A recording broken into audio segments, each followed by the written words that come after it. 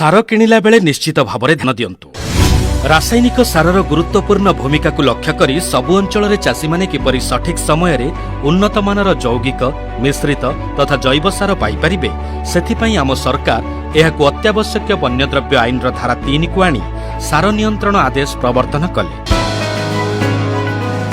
एही आदेश अधीन रे 39 गोटी धारा एवं 150 रु 200 टी उपधारा रहिला। एहाकु जेउ सार उत्पादनकारी संस्था किंबा सार विक्रेता उल्लंघन करिवे सेमानंक पई दंड विधानर व्यवस्था करागला। एबे एई आदेश बଳରେ सारर मूल्य मान व्यवसाय तथा सठिक भावरे सुबंटन प्रक्रिया को नियंत्रण करा जाई पारुछि। सुतरां आम चाषी भाई माने सार किनिबा को गला बेले केते गोटी दिग प्रति निश्चित ध्यान दियंतु। सार किनिला बेले सार विक्रेतार लाइसेंस रे उल्लेख ठिकणा एवं एहार एक्सपायरी डेट सर्वप्रथमे जांच करंतु। बिना लाइसेंस रे विक्रय करुथिबा सार विक्रेता ठारू आदौ सार किणंतु नाही। जहा पाखरे सठिक लाइसेंस रहिछि केवल तारी पाखरु ही सार किणंतु।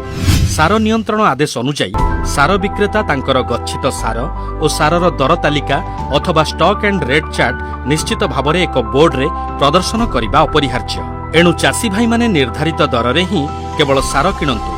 आदौ निर्धारित दररू अधिक दाम देई सार किणंतु नाही। सार किणिला बेले चाषी भाई माने निश्चित भावरे पीओएस मेसिन व्यवहार करंतु।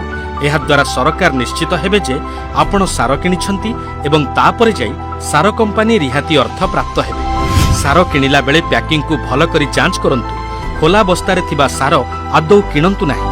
आपण सचेतन हुअंतु। सार कंपनी रु होलसेलर पाखकु होलसेलर पाखरु रिटेलर पाखकु एवं रिटेलर पाखरु आपणंक पाखरे सार सुविधारे पहुंचैबाकू आम सरकारंकु सहयोग करंतु।